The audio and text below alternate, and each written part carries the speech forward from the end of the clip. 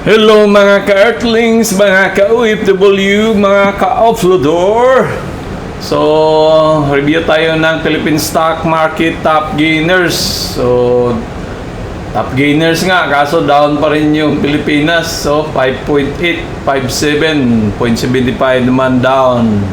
Mining and oil lamang ang nagkulay green. So, Verde, SBDO, BPI, Nickel, Advance, ito sila. So, Max. Yun. So, nag-trade tayo sa yung mga blue chip ang tinitrade natin, pero nire-review naman natin yung mga ibang stock din. So, paki-click subscribe, like, comment naman dyan. So, ito yung uploader sa Pinas Market na walang subscribers at viewers. Bakit hindi kaya? So, meron tayong mga dyan. Uy, dumami yung mga ito natin, mga OFW, bangko. Panoorin mo kung OFW ka, panoorin mo yan, So, kung nagtitrade ka naman sa US market, mayroon tayong Doodle Goes to US market, subscribe din. Kung crypto naman, meron tayong bagong channel na gawa, Crypto ni Dods. May dalawang videos pa tayo dyan. So, next, let's start with Union Bank. So, nung nakarang araw, burahin na natin muna to para hindi maraming tab nakabukas. So, Union Bank is kahapon 70 target natin, nakita natin. So, kung mampayagpag pa rin si Union Bank, sana naman tuloy-tuloy na akyat para didikit na sa presyo natin, So, mayroong sell order block na naman dito na kailangan i-liquidate siguro. So, ito kasi nag-breakout na siya dito eh.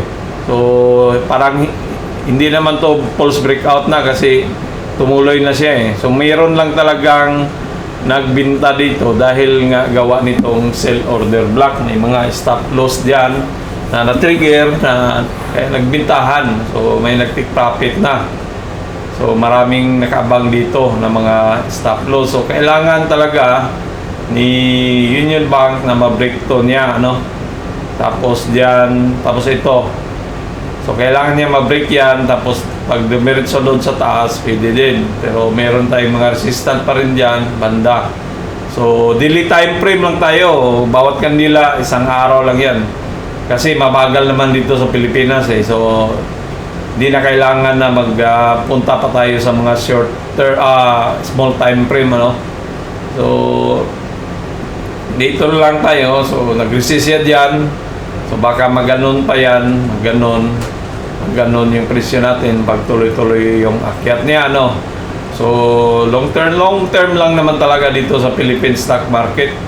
Hindi pwede dito ang, pwede scalping kung kumita ka na ng 10%, na malaki naman puhunan mo, pwede yun, binta mo na. Pero pag yung daily trading, hindi pwede dito, So, target price naman ni, is 36 pesos.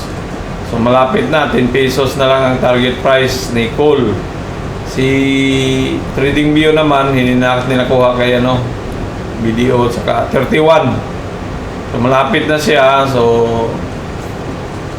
ang ko dito is baka maggawa si Union Bank ng letter B.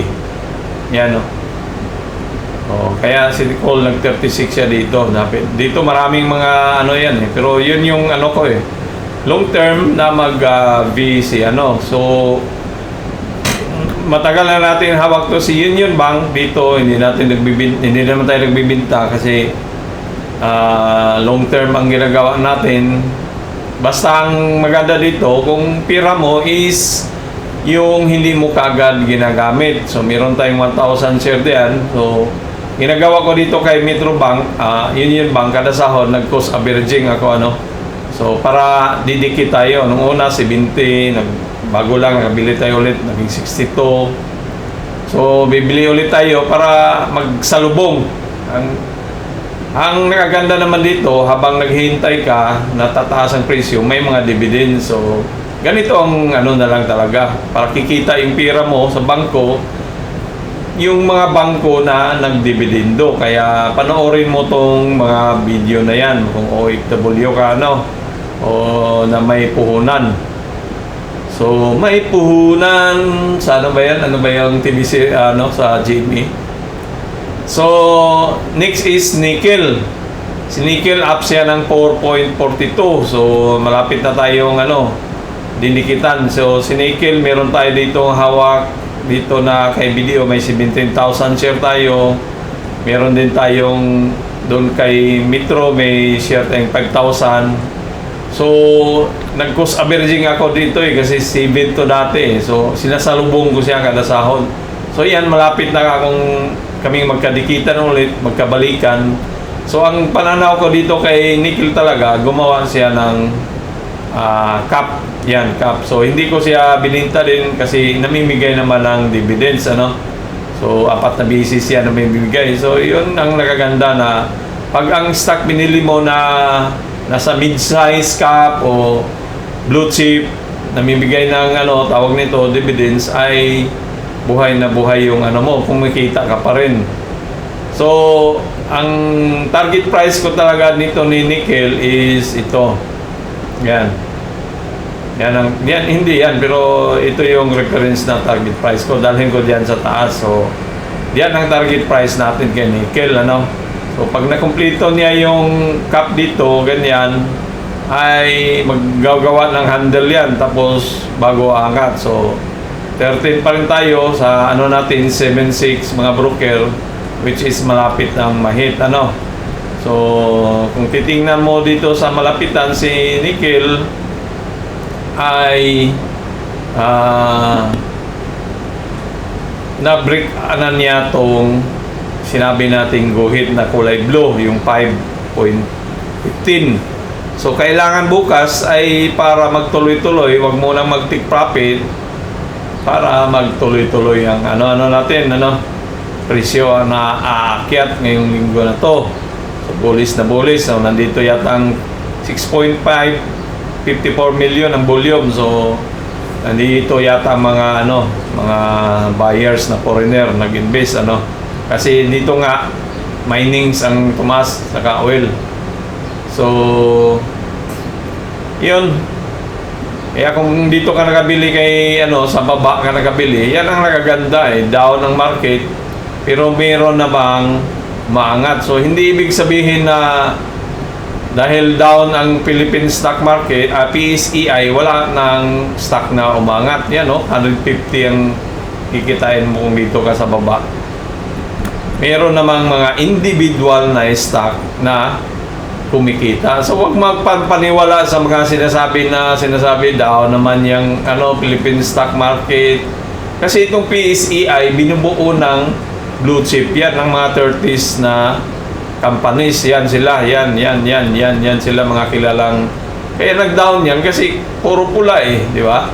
Pero individually na mga stock na mga kanya-kanya, mayroon naman ding umaangat, So, yan si nickel at Union Bank. Next is Aboitiz Power. So, nag-up siya dito ng 45 from 43. So, mayroong nag-take profit, kasi nag-up ng 2, tapos nagkabuhusan dahil nga mayroong sell order block yan yung kulay pula. So, ibig sabihin na trigger yung mga stop loss, nagbintahan, So, nag-take profit na. So, kailangan ni Aboitiz yan, i-break niya yung 46 at ito ding yung 45 na yan, at saka mag-hold siya dito sa bottom. Saan ba? Ito, yan. Dapat mag-hold siya diyan, para hindi tayo babagsak dito. Pero nasa trend line pa naman to siya. Nasa baba ng trend line, dito yung trend line natin. Pwede namang bumalik din yan. Tapos bago angat, or pwede din dumiretso yan siya, Dumiretso doon, taas.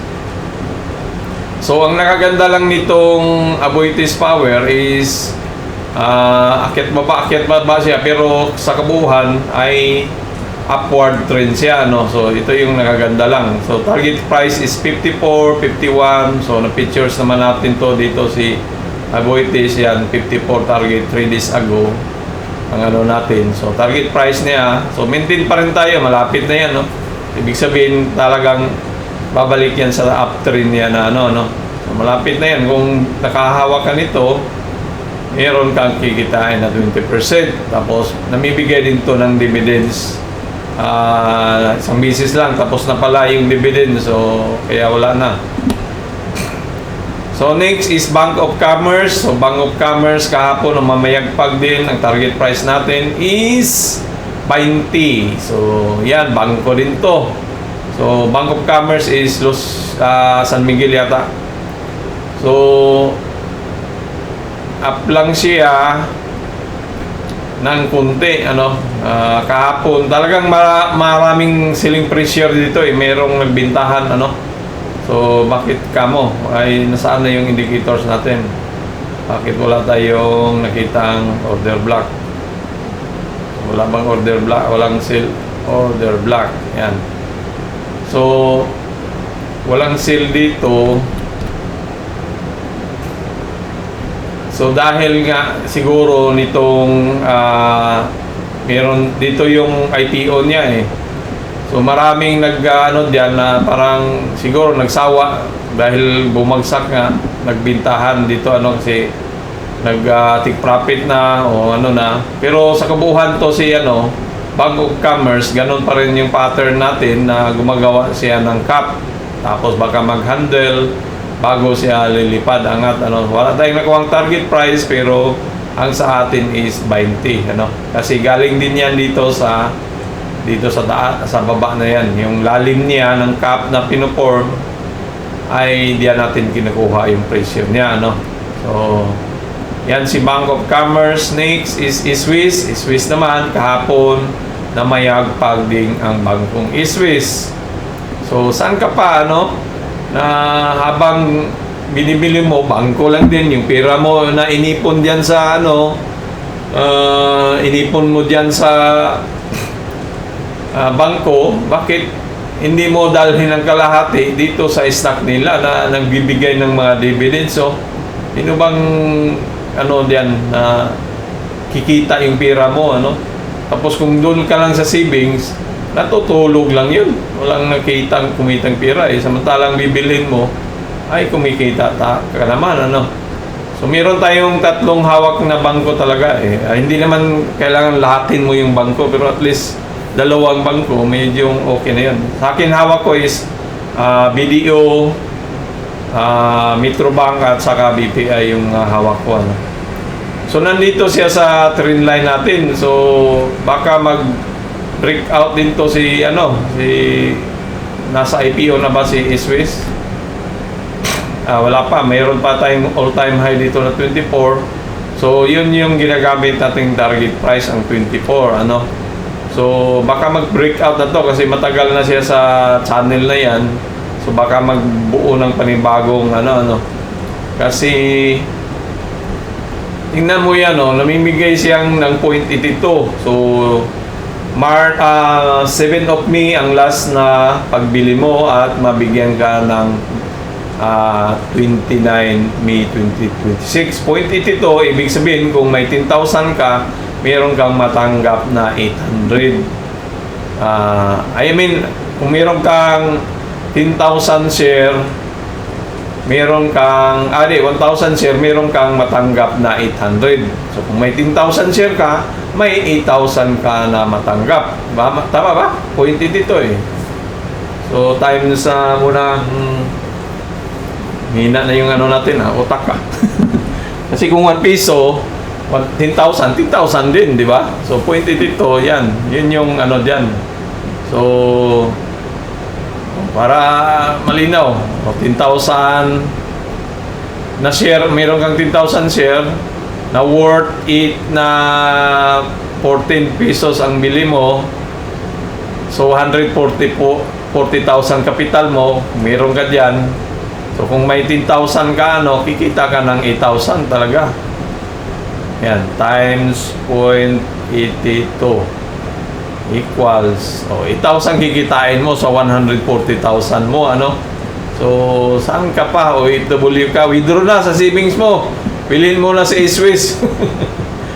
So, paalala lang po, hindi po ako financial advisor. Tayo ay gumagawa lamang ng mga videos para naman ay matuto tayong mag-trade, ano. So, ano ba, may pasok ba o wala? Parang, may pasok. Oh. So, yan si Swiss. So, ang ano pala, meron pa isang bangko o dalawa pa na ano natin. Ang ano pala, ang US dollar to piso is 60.81 at ang crudo naman ay $102 a barrel, kaya nagbagsakan ang mga stock natin, ano. So BPI up siya ng 0.39 sa kahapon na, ano, pero bagsak pa rin, down pa rin.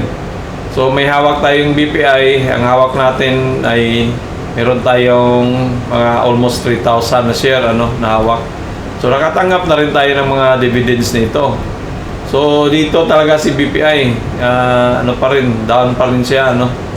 So wala, hindi sinunod yung ano natin dito kaya lipat natin dyan. So ganyan. So down pa rin. So ano bang balita? Yan, net income. Kumikita naman yung net income nila, 1.7%, pero ewan ko bakit hindi pa umangat. So anyway, highway, long term naman tayo. Ang ano lang dito ni BPI is downtrend siya diyan, ano, dito. Pero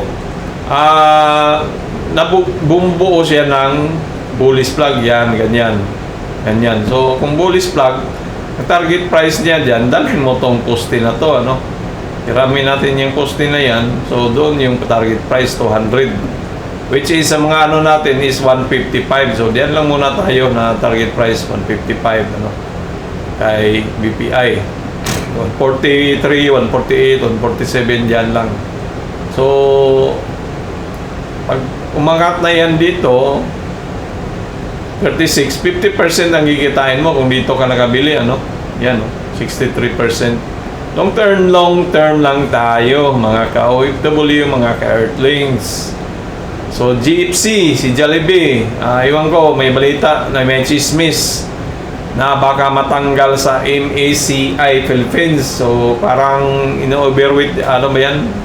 Yun yata yung agency na nagsusukat kung gaano kaganda o ano ba yung ano, may mga requirements sila na basehan para yung maakit yung mga investor na mag-invest, ano, base sa MACI. So, i-research natin na yan kung ano yung MACI. Fundamentally, mahina tayo.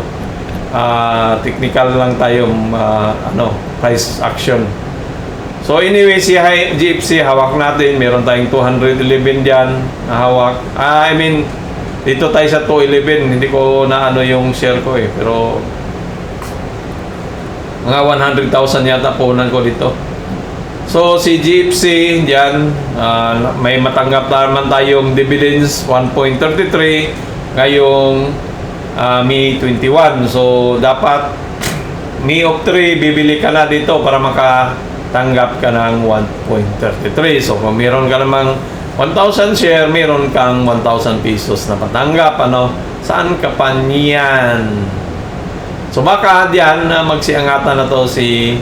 Ang nakaganda ni Jollibee, nandito sa bottom trend line natin, ano.